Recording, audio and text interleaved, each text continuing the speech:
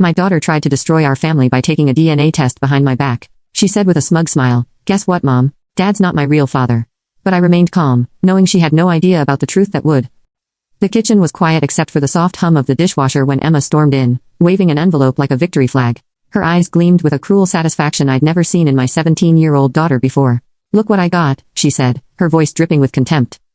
She slapped the envelope onto the counter between us. "DNA results. Want to explain why Dad isn't showing up as my biological father?" My hands stilled over the sink where I'd been washing dishes. I carefully dried them on a kitchen towel, buying myself precious seconds to steady my racing heart. I'd known this day might come, but I hadn't expected it like this, hadn't expected the look of smug triumph on my daughter's face. "How long have you been lying to us?" Emma demanded, crossing her arms. "Does Dad even know? Or have you been playing him for a fool all these years too?" I took a deep breath, studying her face, the face that looked so much like mine at her age, yet held none of the warmth or understanding I desperately needed from her right now. "Sit down, Emma," I said quietly. "This isn't a conversation we should have standing up." She scoffed but dropped into one of the kitchen chairs, still radiating righteous anger. "Fine. Explain how you've been living a lie for the past 17 years. This should be good." My name is Sarah Mitchell, and my daughter had just unknowingly opened a door to the past I'd spent nearly 2 decades trying to keep firmly shut, not because I was ashamed, but because some truths are too heavy for children to bear. Some stories need to wait until the right moment, and this wasn't it. But Emma had forced my hand. I sat down across from her, folding my hands on the table. "First, I need you to understand something. Everything I've done, every choice I've made, has been to protect you and give you the best life possible." Emma rolled her eyes. "Save the mom speech. I want the truth." "The truth," I said carefully, "is complicated. And before we go any further, I need to know exactly what you're hoping to accomplish here.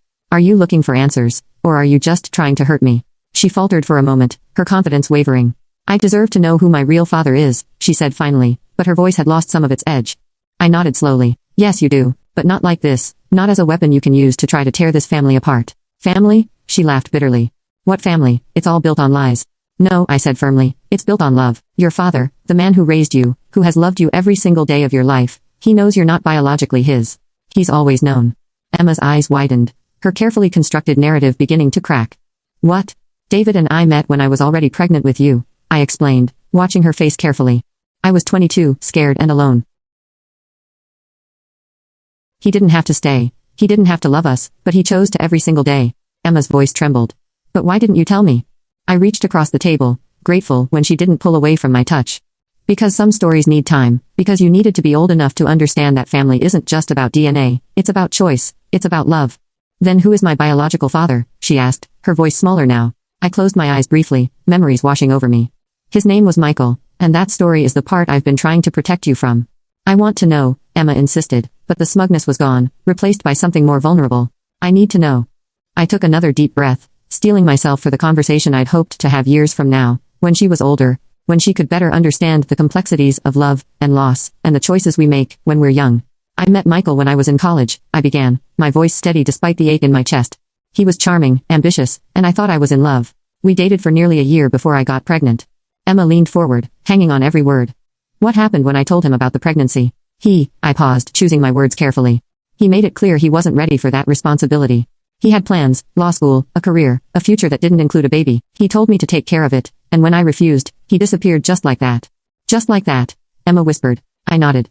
"Just like that. I tried to contact him a few times, but he blocked my number, changed his email. His parents, your biological grandparents, they told me to stay away, offered me money to keep quiet about the whole thing." "Did you take it?" Emma asked, her eyes wide. "No," I said firmly. "I didn't want their money. I wanted to give you a life filled with love, not secrets and shame. I dropped out of college, moved back home with my parents, and started working 2 jobs to prepare for your arrival." I watched as Emma processed this information, her earlier bravado completely gone. "But then how did you meet Dad? I mean David?" A small smile crossed my face at the memory. "I was working at a coffee shop, 7 months pregnant and exhausted. David was a regular customer, always kind, always left a good tip. One day, I was so tired I nearly fainted while taking his order. He helped me sit down, brought me water, and stayed with me until my shift ended." "And he didn't care that you were pregnant with someone else's baby?" I replied, feeling tears prick at my eyes. "He said it was like getting 2 miracles for the price of one. He started coming by more often, always checking on me, bringing me healthy snacks, because he'd read somewhere that pregnant women needed extra nutrients." Emma's lip trembled. "He really chose us?" "He did," I confirmed. "We got married when you were 6 months old. He insisted on legally adopting you, said he wanted the world to know you were his daughter in every way that mattered. That's why his name is on your birth certificate, because he chose to be your father." The kitchen fell silent as Emma absorbed this information. I could see the conflict on her face, the way her earlier certainty had crumbled in the face of a truth far more complex than she'd imagined. "I'm sorry," she finally whispered, tears spilling down her cheeks. I thought I was exposing some terrible secret. I wanted to hurt you because I've been so angry lately, and I didn't even know why." I moved around the table to pull her into my arms, feeling her body shake with sobs. "You're 17, sweetheart. Being angry is part of growing up, but next time, talk to me, ask me. Don't try to rewrite our history." She nodded against my shoulder. "Is he going to be mad about the DNA test?" "No," I said softly, stroking her hair. "He's always known this day would come eventually. We both did. We just hoped you'd come to us first, that we could tell you the story together when you were ready to hear it." "I want to hear it," Emma said, pulling back to wipe her eyes, "all of it, and I want Dad here too." I smiled, reaching for my phone. "I'll call him." "But Emma," she looked up at me, "remember this feeling. Remember how different the truth was from what you imagined. Sometimes the stories we tell ourselves about other people's choices, they're not nearly as simple as we think." As I dialed David's number, I watched Emma sink back into her chair, the DNA results forgotten on the counter. She looked younger suddenly, more vulnerable, like the little girl who used to crawl into our bed during thunderstorms. David answered on the second ring. "Hey love, everything okay?" "Emma took a DNA test," I said simply. "It's time for that conversation we've been preparing for." There was a pause, then his warm, steady voice came through the line. "I'll be home in 20 minutes. We'll do this together, like we've done everything else." I hung up and looked at Emma, who was watching me with red-rimmed eyes. "He's on his way," I told her. "Are you ready to hear the whole story?" She nodded, and I could see the change in her, the way her earlier defiance had transformed into something softer, more open. "Yeah," she said quietly, "I think I am." David arrived exactly 20 minutes later, his footsteps echoing through the house as he entered. I watched Emma tense slightly at the sound. Her earlier confidence completely dissolved when he appeared in the kitchen doorway, still in his work clothes. His eyes immediately found Emma. "Hey sweetheart," he said softly, setting his briefcase down. "Your mom filled me in." Emma's lip trembled. "Dad, But before she could finish, David crossed the room and pulled her into a tight hug. "It's okay," he murmured into her hair. "We've been waiting for this day. I just wish you felt you could come to us first." I watched them embrace, my heart swelling with love for this man who had chosen us, who had never once made Emma feel like she was anything less than his whole world.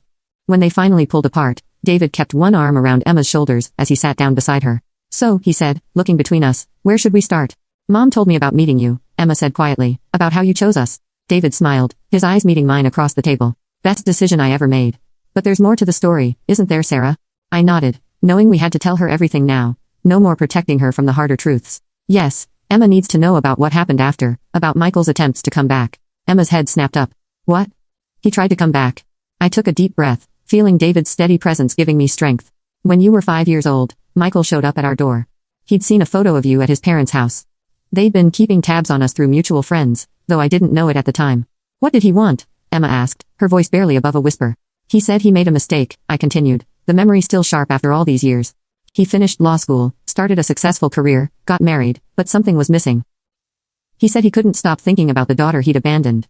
David's jaw tightened slightly, but his voice remained calm. "I wonder what you told him, Sarah." I reached across the table to take Emma's hand. "I told him he'd lost the right to be your father the day he walked away, that being a parent isn't something you can decide to do only when it's convenient. Your dad, David, he'd been there for every moment, every skinned knee, every nightmare, every triumph. He was your father in every way that mattered." "Did Michael fight you on it?" Emma asked. "He threatened to take us to court," David answered, his voice steady.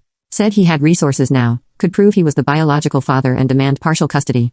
Emma's eyes widened. "What did you do?" "We fought back," I said simply. "We had years of documented abandonment, proof that he rejected any responsibility when I was pregnant, plus David had legally adopted you. The law was on our side, but more importantly," David added, squeezing Emma's shoulder, "you were old enough to be affected by any custody battle. We weren't going to put you through that trauma, just because Michael suddenly decided he was ready to play dad. He backed off eventually," I continued. "I think he realized that pursuing it would only hurt everyone involved, especially you. But he did make one request." "What was it?" Emma asked. "He asked that when you were old enough to understand, we tell you the truth, tell you that he regretted his choices, that he'd grown up and realized what he'd thrown away." I paused, studying my daughter's face. "We agreed, but on our terms, when we felt you were ready." Emma was quiet for a moment, processing everything. Do you know where he is now?" David and I exchanged a look. "Yes," I said carefully. "He's still in the area actually. He has his own law firm downtown, 2 other children with his wife." "My half-siblings," Emma whispered, testing the words. "Biologically yes," David said gently. "But Emma, you need to understand something. Just because you share DNA with someone doesn't mean they have a right to be in your life. That's your choice to make, when and if you're ready." Emma looked up at him, tears in her eyes. "But you'll always be my real dad, right? No matter what." David pulled her close again, his own eyes glistening. Always, sweetheart, nothing could ever change that. I watched them together, remembering all the moments that had led us here. The day David had first held Emma, his eyes full of wonder, her first steps taken toward him with complete trust, the father-daughter dances, the bedtime stories, the countless small moments that had built their unshakable bond. I feel so stupid, Emma said finally, wiping her eyes. I thought I was going to expose this huge scandal, but instead, you learned that family is more complicated and beautiful than just biology. I finished for her. That love is a choice we make every day. The DNA test, David added. It doesn't change who we are. It doesn't erase our history or diminish our love for you. If anything, it just confirms what I've always known, that choosing to be your father was the greatest gift of my life. Emma reached for the envelope still sitting on the counter, picking it up with trembling fingers. Can we throw this away? I don't need it anymore. I smiled, feeling tears prick at my eyes. Of course we can. We watched as she tore the envelope in half, then quarters, letting the pieces fall into the trash. As she did, I saw something shift in her expression, a kind of peace settling over her features. Mom, she said softly, Dad, I'm sorry for trying to hurt you, for not trusting you enough to just ask. We understand, I assured her. Growing up means questioning things, trying to figure out who you are. But next time you have questions about your past, come to us first. We've never wanted to hide anything from you. We just wanted to protect you until you were ready for the whole truth. David nodded in agreement. And now that everything's out in the open, we can talk about what you want to do next. If you have questions about Michael, about your biological heritage, we'll help you find those answers, when you're ready. Emma shook her head. I don't think I want to know right now, maybe someday, but... She looked between us, her expression softening. Right now, I just want to be here with my real family. The three of us sat there in the kitchen, as the evening light filtered through the windows, our family stronger for having weathered the storm together. Emma's DNA test, meant to be a weapon, had instead become a bridge to understanding, a reminder that the bonds that matter most aren't the ones we're born with, but the ones we choose to nurture and protect. Later that night, after Emma had gone to bed, David and I sat on the back porch, his arm around my shoulders as we looked up at the stars. You okay? He asked softly. I nodded, leaning into his warmth. Better than okay. I think this needed to happen. Maybe not exactly the way it did, but Emma needed to know the truth.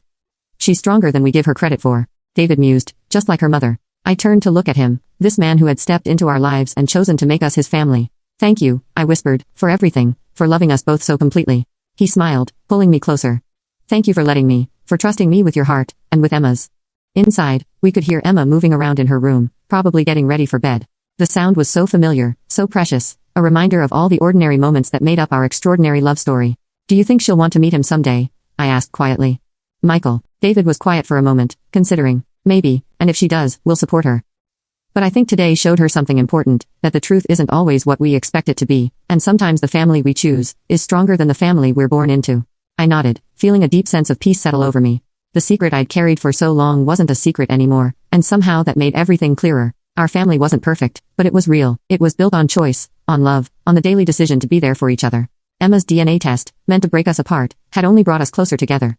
It had shown her, and reminded us, that family isn't just about blood, it's about the people who stay, who choose to love us through every storm, who build a life with us one moment at a time. As David and I sat there under the stars, I thought about all the paths that had led us here, every choice, every struggle, every moment of doubt and faith, and I knew with absolute certainty that we had created something beautiful, a family bound not by DNA, but by something far stronger, the power of unconditional love.